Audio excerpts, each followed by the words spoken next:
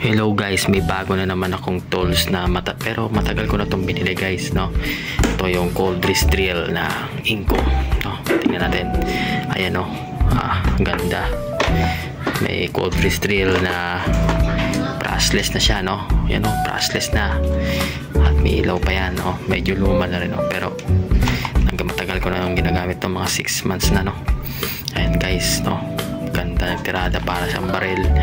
Tapos may dalawang battery, 20 volts. Kita nyo, 20 volts guys.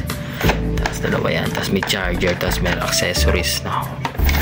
Accessories guys. Titingnan natin guys kung ano, bubuksan natin. Tara, tatanggalin natin. Ito tatanggalin natin. Ito guys, no? Ito na yun, no? Ito yung battery nya guys, 20 volts, Max Leon. Bubuksan natin guys. Isasalpak natin dito guys. Yan na. Kita nyo naman, nasalpak na. Yan o. Meron siyang ano, yan o, number 2. Ito yung malakas, number 2. Ito yung number 1. Tapos may tatlo na rin siya. Ito talaga, ito bilib na bilib ako sa barena na to. Dahil itong barena na to talagang ano na, all purpose, no?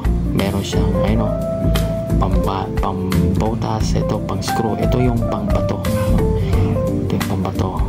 Kaya bilib na bilib ako sa baril na to, no? Kahit binili ko siya buo, halagang 5,000 pesos. Sulit na sulit yung 5,000 dito, no?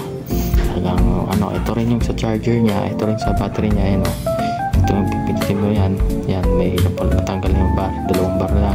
Pero dapat hindi mo siya dapat ano, ilolobat, no? I-charge mo agad pag 1 bar na, 2 bars pa no? Yan ang ano ko talaga. Then, sa susunod na vlog natin, iaano ko to, isusubukan natin kung gaano kalakas at gaano ka ano. Pero para sa akin, the best to, no? Sulit na sulit tong barina ng Inco na cold wrist drill, no? Brushless, no? Tapos magaganda rin yung mga bago nila na yun, ng mga cold wrist drill na ano, na mga grinder, na circular. Talagang the best yung tools na to. Kaya itong para sa akin, the best sa sulit na, the best na Inco brand. Maraming salamat at sa sunod na ulit na vlog ito, ano, maraming salamat at susunod na po tayo sa vlog. Thank you.